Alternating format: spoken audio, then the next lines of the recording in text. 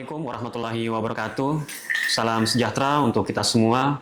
Om Swastiastu, Namo Buddhaya, salam kebajikan.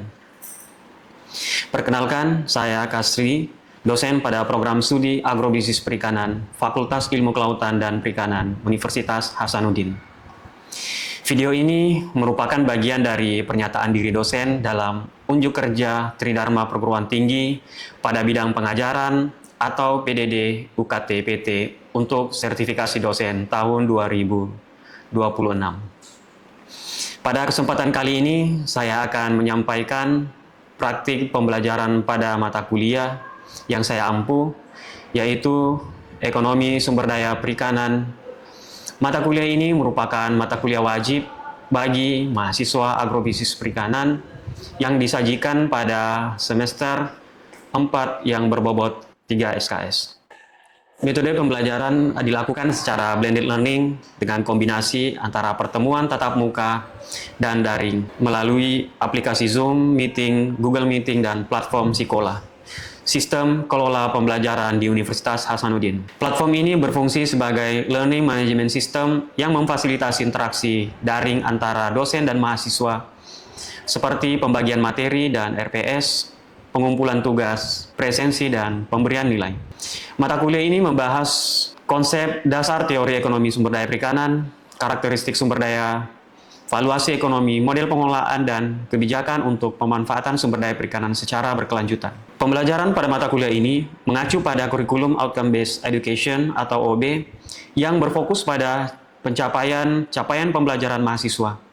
Dengan pendekatan ini, proses pembelajaran tidak hanya menekankan pada penyampaian materi, tetapi juga diarahkan agar mahasiswa mampu mencapai kompetensi yang telah dirumuskan dalam CPMK dan sub-CPMK. Model pembelajaran yang saya gunakan mengintegrasikan prinsip DIA, yaitu Delivery, Interaction, and Assessment, dengan pendekatan Student-Centered Learning. Artinya, pembelajaran tidak hanya berfokus pada penyampaian materi oleh dosen, tetapi juga menekankan keterlibatan aktif mahasiswa melalui diskusi interaktif, studi kasus, project based, maupun kerja kelompok. Evaluasi pembelajaran dilakukan secara berkelanjutan untuk mengukur ketercapaian CPMK dan sub-CPMK sesuai rencana pembelajaran semester. Adapun materi pada mata kuliah ini, yang pertama, konsep dasar teori ekonomi sumber daya perikanan, kedua, karakteristik sumber daya perikanan dan implikasinya terhadap pengelolaan sumber daya perikanan. Ketiga, konservasi, persediaan stok, dan kelangkaan sumber daya. Keempat, valuasi ekonomi sumber daya perikanan. Materi yang kelima, analisis manfaat dan biaya pemanfaatan sumber daya perikanan. Materi keenam, model pengelolaan sumber daya perikanan. Dan yang ketujuh, kebijakan dalam pengelolaan sumber daya perikanan dan pembangunan berkelanjutan. CPMK pada mata kuliah ini ada 3. CPMK yang pertama, mahasiswa mampu menjelaskan konsep dasar teori ekonomi sumber daya perikanan dan karakteristik ekonomi sumber daya perikanan serta implikasinya terhadap pengelolaan sumber daya perikanan. CPMK yang kedua, mahasiswa mampu menganalisis pemanfaatan sumber daya perikanan melalui pendekatan stok sumber daya, kelangkaan, konservasi, valuasi, serta analisis manfaat dan biaya. CPMK yang ketiga, mahasiswa mampu mengevaluasi model pengelolaan dan kebijakan ekonomi sumber daya perikanan sebagai dasar penyusunan rekomendasi pengelolaan yang efisien, adil, dan berkelanjutan. Adapun sub-CPMK pada mata kuliah ini ada 8. Sub-CPMK yang pertama, mahasiswa mampu menjelaskan konsep dasar teori ekonomi sumber daya perikanan. Sub-CPMK yang kedua, mahasiswa mampu menjelaskan karakteristik sumber daya perikanan dan implikasinya terhadap pengolahan sumber daya perikanan.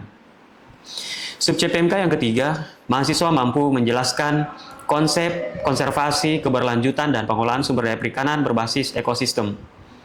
Sub-CPMK yang keempat, mahasiswa mampu menganalisis konsep persediaan stok dan kelangkaan sumber daya perikanan. Sub-CPMK yang kelima, mahasiswa mampu menerapkan metode evaluasi ekonomi sumber daya perikanan untuk mengestimasi nilai ekonomi sumber daya dan jasa ekosistem. Sub-CPMK yang keenam, mampu menganalisis manfaat biaya serta efisiensi ekonomi dalam pemanfaatan sumber daya perikanan menggunakan pendekatan analisis ekonomi. Sub CPMK yang ketujuh, mahasiswa mampu menganalisis berbagai model pengolahan sumber daya perikanan. Dan yang terakhir, sub CPMK yang kedelapan, mahasiswa mampu mengevaluasi kebijakan pengolahan sumber daya perikanan serta merumuskan rekomendasi pengolahan yang mendukung pembangunan perikanan yang berkelanjutan. Bentuk asesmen yang digunakan pada mata kuliah ini terdiri dari 4. Pertama, tugas individu dengan bobot 20%. Yang kedua, tugas kelompok dengan bobot 20%. Kemudian yang ketiga, pembelajaran berbasis kasus dengan bobot sebesar 25%. Dan yang keempat, pembelajaran berbasis proyek dengan bobot 35%. Demikian pemaparan singkat terkait mata kuliah Ekonomi Sumber Daya Perikanan. Berikut saya tampilkan tayangan video pembelajaran yang dilakukan secara tatap muka pada pertemuan kedua di kelas. Oke, baik. Assalamualaikum warahmatullahi wabarakatuh. Waalaikumsalam warahmatullahi wabarakatuh. Selamat pagi dan salam sejahtera untuk kita semua. Bertemu lagi kita pada pertemuan kedua mata kuliah Ekonomi Sumber Daya Perikanan.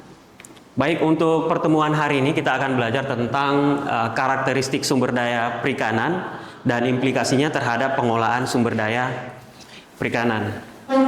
Baik, sebelum kita memulai perkuliahan pada hari ini, kita presensi dulu ya.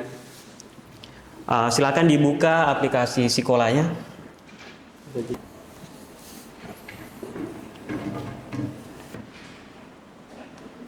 Baik, sebelum kita mulai perkuliahan untuk pada pertemuan kali ini, saya coba flashback kembali, recall kembali materi pada pertemuan pertama. Ada yang masih ingat materi pada pertemuan pertama? Belajar tentang apa? Tentang bagaimana dari definisi juga dari ekonomi sumber daya perikanan itu dia mempelajari tentang apa dan bagaimana definisi juga tentang pengelolaan sumber daya perikanan. Oke, baik. Ada yang bisa menjawab apa itu ekonomi sumber daya perikanan? Nah, silakan Cakra. Baik Pak, kalau ekonomi sumber daya perikanan itu dia merupakan salah satu cabang ilmu di mana dia mengintegrasikan berbagai cabang ekologi, ekonomi dan juga biologi dengan tujuan pengelolaan, pemanfaatan dan juga bagaimana melestarikan sumber daya ikan. Oke. Baik, tujuannya adalah dalam pengolahan sumber daya perikanan agar dia lebih efisien dan efektif untuk mensejahterakan kesejahteraan masyarakat. Oke, baik, kita lanjut untuk materi pada hari ini berkaitan dengan karakteristik sumber daya perikanan dan implikasinya terhadap pengolahan sumber daya perikanan. Jadi sebelum kita memahami sesuatu, pasti kita pertama kali harus mengetahui adalah ciri-cirinya. Nah, misalnya kalian kalau mau ketemu sama dosen atau mau menghadapi seseorang, jadi yang pertama yang kalian pelajari yang pertama adalah karakteristiknya. Kalau misalnya kalian mau bimbingan dengan dosennya, kau harus tahu karakteristik dosennya. Orangnya seperti apa, kemudian jam ke kampusnya kapan, dan bagaimana kebiasaannya dia dalam kelas. Baik, untuk tujuan pembelajaran pada pertemuan hari ini ada dua. Yang pertama, teman-teman bisa menjelaskan pengertian sumber daya perikanan. Kemudian yang kedua adalah menjelaskan karakteristik sumber daya perikanan dan implikasinya terhadap pengolahan sumber daya perikanan berkelanjutan. Nah, ini adalah pengertian sumber daya perikanan ya. Jadi menurut FAO tahun 2024 mengatakan bahwa sumber daya perikanan itu dia mencakup seluruh organisme akuatik yang bernilai ekonomi, sosial, budaya, dan ekologis yang dapat dimanfaatkan secara berkelanjutan. Tapi ada yang masih ingat pengertian ikan. Jadi pengertian ikan kan ada dua ya. Taksonomi dan undang-undang. Silakan di. Secara taksonomi, ikan adalah organisme air yang memiliki insang, memiliki sirip, Ya. bertulang belakang, dan hidup di air. Ya, bernapas dengan insang ya. Ya, bernapas dengan insang. Secara taksonomi. Tapi kalau menurut undang-undang, Ya. ikan adalah segala organisme yang sebagian atau seluruh siklus hidupnya berada di dalam air. Ya. Mungkin begitu. Artinya kalau misalnya kerang atau siput itu kalau secara taksonomi dia bukan masuk dalam ikan, tapi secara pengertian undang-undang dia masuk kategori sumber daya perikanan. Betul. Nah, ini dilihat dari, jadi organisme akuatik dia tidak hanya memberikan nilai ekonomi ya, dia juga memberikan nilai sosial, budaya, ekologis yang dapat dimanfaatkan secara berkelanjutan. Nah, kira-kira kenapa penting bagi kita untuk mempelajari karakteristik sumber daya perikanan? Nah, yang paling pertama adalah berkaitan dengan pola pemanfaatan. Nah, sumber daya perikanan itu kan berbeda pola pemanfaatannya. Kalau rumput laut, dia dimanfaatkan di mana? Bagaimana caranya dia pemanfaatannya? Pola pemanfaatan itu kan adalah bagaimana cara atau bentuk dari masyarakat memanfaatkan sumber daya perikanan ya. Nah, kalau rumput laut biasanya cara memanfaatkannya bagaimana? Dia dibudidayakan. Kalau ikan tuna kan dia masuk ditangkap. Tuh, perikanan tangkap. Dan misalnya ada pola pemanfaatan untuk misalnya ikan cakalang ya, terutama untuk kalau dilihat dari karakteristik musiman ya. Kan salah satu karakteristik dari sumber daya perikanan adalah sifatnya dia ada musiman. Nah, tentu pola pemanfaatan pada musim puncak dengan musim panceklik itu sangat berbeda ya. Itu terlihat dari jumlah hasil tangkapan dan jumlah tripnya ya. Nah, kalau biasanya jumlah trip dari nelayan, kalau pada saat musim puncak mereka itu akan berusaha untuk memaksimalkan ya.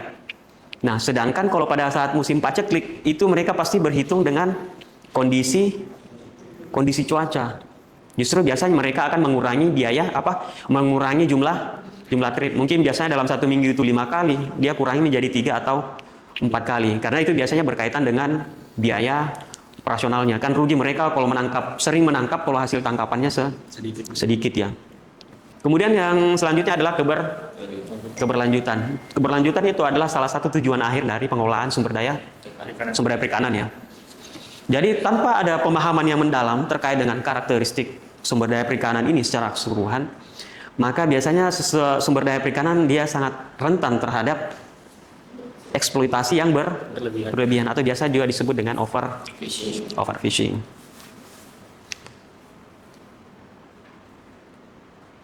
Nah, ini ada beberapa karakteristik biologis dari sumber daya perikanan ya. Yang pertama ya pasti dia tumbuh ya. Kemudian dia bereproduksi, bermigrasi, kemudian dia mengalami kematian alami ya. Jadi kematian pada ikan itu ada 2 ya. Ada yang alami dan ada yang non alami. Non alami contohnya apa? Penangkapan. Ya, betul, penangkapan ikan.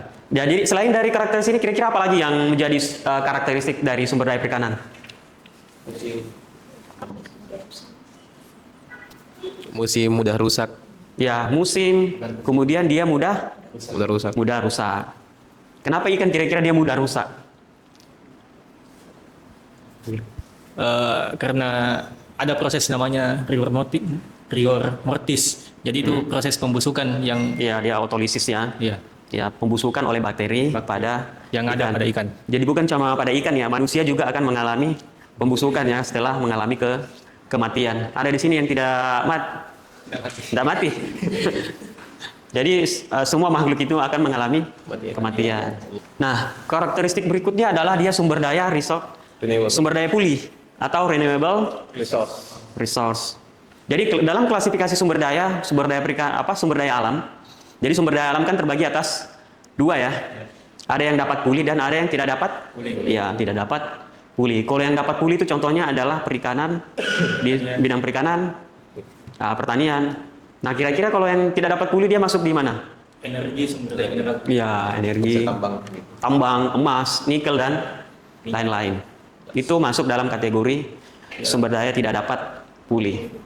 Jadi idealnya sebenarnya dalam penangkapan, dalam pemanfaatan sumber daya perikanan, laju pertumbuhan atau populasi atau regenerasinya itu harus sama dengan laju penangkapan supaya dia mengalami keseimbangan. Jadi kalau laju penangkapannya itu lebih besar atau lebih tinggi dari laju pertumbuhan, maka stok sumber daya dia akan mengalami penurunan secara signifikan. Nah, ini sifat yang melekat bawaan dari sumber daya perikanan ya. Dia common pool resource. Pernah dengar istilah common pool resource ya? Atau biasa juga disebut sebagai sumber daya milik bersama. Ya, dia milik bersama ya. Artinya ikan di laut itu tidak ada yang punya. Biar nenek moyang juga bukan dia yang punya, dan ini tidak bisa diwariskan. Nah, ini kalau kita lihat dari beberapa zona di laut, ada zona penangkapan, kemudian ada laut lepas dan ada perairan sisir. Jadi kalau dia sifatnya sumber daya milik bersama, artinya kita sulit untuk membatasi orang lain atau membatasi nelayan lain untuk memanfaatkan sumber daya perikanan untuk di wilayah tertentu, karena sumber daya perikanan sifatnya adalah common pool resource. Artinya siapapun bisa memanfaatkan sumber daya tersebut. Jadi nelayan di Sinjai tidak boleh melarang ikan nelayan Bulukumba untuk menangkap di Sinjai, karena ikan itu adalah milik bersama. Nah, selanjutnya adalah dia open access. Artinya dia terbuka ya. Kalau tadi common pool itu dia milik bersama. Kalau ini dia terbuka, siapa saja bisa bebas untuk menangkap tanpa batas jumlah kapal dan batas jumlah alat tangkap. Sehingga sumber daya perikanan itu sangat rentan terjadi overfishing. Ada yang tahu apa itu overfishing? Cika? Silakan. Nurul Sapna, apa itu overfishing? Jika seorang nelayan melakukan penangkapan secara berlebihan di luar dari kapasitas yang seharusnya. Oke, baik Nurul Sapna. Baik, ada Nurul Sapna tadi menyampaikan kapasitas yang seharusnya. Berapa kira-kira kapasitas yang harus ditangkap oleh nelayan agar dia tidak mengalami overfishing? Saya, Pak. Ya, silakan Pak Uzan. Jadi adapun untuk kapasitas batas penangkapan itu kembali lagi kepada jenis spesies yang kita tangkap. Karena setiap jenis kan memiliki karakteristiknya sendiri dan kemampuan recovery-nya masing-masing. Begitu, Pak. Oke, betul sekali ya. Jadi untuk menghindari terjadi overfishing, maka ditentukan batas penangkapan yang maksimal ya, atau biasa disebut dengan MSY, atau kepanjangannya adalah maksimum sustainable yield. Nah, kalau dilihat dari ekonomi dampaknya ya, dia akan mengalami penurunan drastis itu stok ikan ya. Kalau dari ekonomi ya pasti akan berbanding lurus ya, pasti dia akan mengalami penurunan pendapatan nelayan. Kalau dari sosial, nah itu pasti eskalasi untuk konflik antar pengguna itu akan semakin tinggi. Nah, selanjutnya adalah ketidakpastian. Nah, sumber daya perikanan itu selalu dihadapkan dengan ketidakpastian. Kalau teman-teman tanya nelayan berapa pendapatannya per bulan, pasti mereka paling pertama dia jawab tak tentu. Tak menentu itu kan salah satu indikator mengatakan bahwa memang sumber daya perikanan dia uncertainty, ketidakpastian. Nah, ketidakpastian ini disebabkan oleh yang pertama cuaca ekstrim, kemudian ada gelombang tinggi. Nah, ini kan baru-baru terjadi tenggelam kapal ya. Nah, salah satunya penyebabnya adalah gelombang yang sangat tinggi. Kemudian perubahan musim. Musim kan ada 3 ya kalau di sumber daya perikanan. Musim apa? Paceklik, puncak, dan peralihan. Ya, betul. Perubahan musim itu ada 3, musim puncak, paceklik, dan musim peralihan. Dan biasanya juga beberapa ini bagi lagi peralihan. Ada peralihan 1 dan ada peralihan 2. Peralihan dari paceklik ke puncak, ada puncak ke paceklik. Kemudian ada yang namanya perubahan iklim ya. Sekarang isu yang menjadi hot yang lagi isu global adalah climate change atau perubahan iklim atau biasa dia disebut indikatornya adalah kenaikan suhu laut ya. Kemudian isu selanjutnya adalah kerusakan habitat. Kerusakan habitat ini bisa jadi karena alami dan ada yang karena aktivitas antropogenik ya. Ya, aktivitas manusia. Misalnya dia menggunakan alat tangkap yang tidak ramah lingkungan seperti troll dan menggunakan bom. Selain bom apa lagi?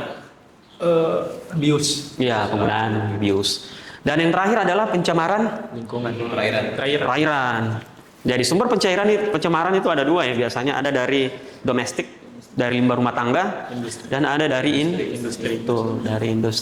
Nah, ini ada beberapa strategi berkelanjutan yang biasa didengar. Mungkin teman-teman biasa dengar istilah EAFM ya, Ecosystem Approach Fisheries Management, pengolahan sumber daya perikanan dengan pendekatan ekosistem. Nah, ini ada beberapa. Jadi pengolahan berkelanjutan itu setidaknya dia memiliki 3 unsur ya. Pertama, dia menjaga, memanfaatkan, dan yang terakhir adalah melestarikan sumber daya perikanan.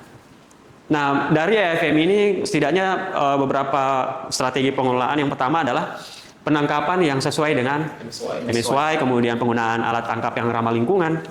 Kemudian yang ketiga adalah penetapan kawasan konservasi ya. Ini yang sementara digalakkan oleh pemerintah. Peningkatan menambah jumlah kawasan konservasi. Kemudian yang selanjutnya adalah merehabilitasi habitat yang rusak ya, terutama terumbu-terumbu karang yang mengalami kerusakan. Dan yang terakhir adalah pengawasan ketat ya dari aktivitas penangkapan. Dan ini yang menjadi PR besar dari KKP ya, terutama dari sektor pengawasan yang tentu belum bisa mengcover semua wilayah perairan, terutama WPP ya, WPP NRI, Wilayah Pengelolaan Perikanan Negara Republik Indonesia. Nah, ini ada contoh kasus ya. Misalnya di tahun pertama itu dia peningkatan awal itu untuk produksi itu mengalami peningkatan, dan ikan-ikannya itu dia akan berukuran besar. Nah, setelah tahun kelima, nah dia akan mulai mengalami perubahan. Misalnya hasil tangkapannya dia menurun secara signifikan, dan ikan-ikannya sekarang lebih kecil. Nah, pertanyaannya adalah kira-kira karakter sumber daya perikanan apa yang mendasari kondisi ini? Ada yang bisa? Yang di belakang? Silakan Ramli. Nah, tadi kan sudah dijelaskan tadi ya beberapa karakteristik sumber daya perikanan. Kira-kira apa yang melandasi mengapa kondisinya dia banyak, kondisi produksinya dia sangat besar pada tahun pertama dan ukurannya besar. Tapi pada tahun kelima dia produksi semakin menurun dan ukuran ikannya semakin kecil. Ya baik, jadi kan di sini ada pertanyaan tentang mengenai karakteristik yang apa yang mendasari pada kondisi yang di atas. Jadi di tahun pertama itu dia mengalami penangkapan yang besar.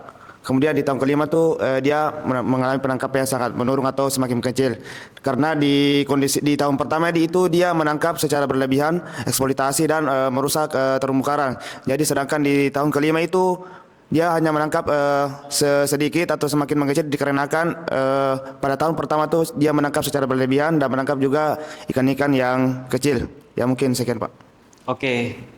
Baik, untuk pertanyaan yang kedua, kira-kira kenapa terjadi overfishing? Ada yang mau jawab?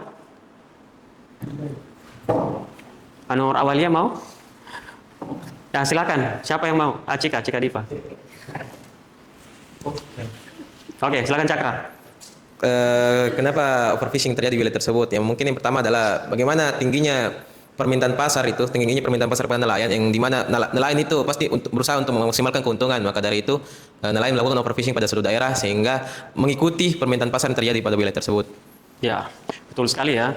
Jadi overfishing itu biasa terjadi karena eksploitasi yang dilakukan itu secara besar-besaran dan dilakukan secara terus menerus. Tidak ada hentinya. Jadi selama ada permintaan dia akan selalu melakukan produksi untuk upaya untuk memenuhi permintaan pasar. Oke, terakhir ya. Ini merupakan implikasi atau karakteristik sumber daya perikanan dan bagaimana implikasinya terhadap pengolahan sumber daya perikanan. Nah, kita lihat dari yang pertama adalah dapat diperbarui. Nah, implikasi dalam pengolahannya adalah jadi penangkapan itu harus disesuaikan dengan kemampuan stok suatu sumber daya perikanan ya, artinya dia memberikan kesempatan kepada ikan untuk bergenerasi. Kemudian yang kedua adalah stoknya bersifat dinamis ya, atau dia istilahnya fluktuatif. Jadi pengelolaannya adalah diperlukan pemantauan stok secara berkala ya, atau mungkin ya bukan hanya dari DKP, tetapi dari mahasiswa juga yang melakukan penelitian ilmiah atau penyesuaian kebijakan yang berdasarkan kondisi sumber daya. Kemudian yang ketiga adalah common pool resource. Nah, implikasi dalam pengolahannya adalah jadi diperlukan hak akses, kemudian ada perizinan, kemudian penetapan kuota, pengawasan tentunya untuk mencegah terjadinya eksploitasi yang berlebihan. Kemudian ketidakpastian mulai dari iklim, cuaca, dan migrasi. Tentu implikasi dalam pengolahannya adalah diperlukan pengelolaan yang adaptif ya, artinya dia tidak kaku ya. Kemudian sistem peringatan dini, kalau di Jepang kan sistem peringatan dininya sangat canggih ya, presisi, akurat. Mungkin itu peringatannya itu ada sebelum terjadi bencana alam. Kemudian yang terakhir adalah memiliki fungsi sosial ya. Jadi pengelolaan itu harus melibatkan masyarakat ya, tentu memperhatikan kesejahteraan lain dan menghargai kearifan lokal. Baik, sampai di sini ada yang mau ditanyakan? Silakan. Baik Pak, terima kasih. Kan tadi ada dibahas tentang masalah sumber daya itu milik bersama Pak. Ya. Kemarin itu ada kejadian, kalau tidak salah 2 tahun yang lalu itu ada kejadian di salah satu Kabupaten Pangkep itu, di salah satu daerah itu terjadi konflik Pak antara nelayan sesama nelayan Pak. Ya. Itu masalahnya di bagian pembatasan budidaya rumput laut itu sering menjadi masalah Pak, karena kan itu ada salah satu nelayan yang mengatakan, yang menjaks itu yang dia punya lahan itu Pak, tapi ada juga nelayan mengatakan itu miliknya Pak. Jadi bagaimana kira-kira solusi atau tanggapan terkait hal seperti itu Pak? Oke, baik, terima kasih pertanyaannya Ramli. Nah itu di pesisir memang selalu menjadi konflik ya, terutama lahan. Apalagi lahan sekarang kan di pesisir dia sifatnya common pool resource ya, tidak ada yang punya, milik bersama. Nah itu kan biasanya di pesisir, biasanya kan ya siapa yang pertama kali mengklaim, nah dia yang punya, siapa cepat dia dapat. Nah itu biasanya memang jadi, nah tentu memang harus diatur dalam tata kelola ya, nah kalau bisa mungkin itu bisa dibuatkan sertifikat yang namanya sertifikat hak guna ya atau hak usaha, jangan hak milik ya, kan bukan hak milik, itu dibuatkan sertifikat hak guna yang bisa digunakan juga sebagai pembudidaya rumput laut untuk mengajukan pinjaman permodalan. Nah itu biasa juga solusi yang pernah ditawarkan sebenarnya dalam forum-forum FGD, dalam antar komanajemen antar pemerintah, LSM dan pembudidaya, tapi sampai sekarang belum terrealisasi. Dan memang perlu ada penetapan yang jelas kepemilikan, peruntukan untuk penggunaan lahan di pesisir. Ada, kalau bisa ada pemetaannya. Kalau orang lihat misalnya di aplikasi yang kelihatan, oh ini punyanya ini milik si A, ini si milik B, supaya di kemudian hari tidak ada yang namanya konflik yang berkelanjutan. Karena kalau tidak diselesaikan hari ini, 2-3 tahun berikutnya akan mengalami kejadian yang sama. Nah, makanya perlu dibuatkan aturan terkait tata kelola, kalau bisa dibuatkan sertifikat hak penggunaan pada lahan tersebut, lahan budidaya ya. Terakhir kesimpulan ya. Ada yang mau memberikan kesimpulan untuk materi pada hari ini? Silakan Cika. Baik, adapun kesimpulan dari materi kita pada hari ini, tadi dijelaskan mengenai pengertian sumber daya perikanan menurut FAO, di mana pengertian tersebut mencakup seluruh organisme akuatik yang bernilai ekonomi, sosial, budaya, dan ekologis yang dapat dimanfaatkan secara berkelanjutan. Kemudian dijelaskan juga mengenai sumber daya pulih atau renewable resource, kemudian sifat bawaan atau common pool resource, kemudian ada open access. Selanjutnya yaitu membahas tentang dimensi ekonomi, di mana rantai nilai perikanan mencakup input, throughput, dan output. Kemudian dimensi sosial juga dilakukan dengan penopang komunitas pesisir. Selanjutnya yaitu karakteristik selanjutnya yaitu memiliki fungsi sosial, implementasinya yaitu dengan melibatkan masyarakat. Mungkin seperti itu, Pak. Oke, baik. Beri aplaus untuk Cika. Oke, sampai di sini ada yang mau ditanyakan? Oke, tidak ada ya. Baik, jika tidak ada yang mau ditanyakan, saya akhiri pertemuan kedua pada hari ini di ucapan Assalamualaikum warahmatullahi wabarakatuh. Oke. Demikian tayangan video pembelajaran yang merupakan bagian dari pernyataan diri dosen dalam unjuk kerja Tridharma Perguruan Tinggi pada bidang pengajaran untuk sertifikasi dosen tahun 2026. Atas perhatian dan dukungannya diucapkan terima kasih. Assalamualaikum warahmatullahi wabarakatuh. Salam sejahtera.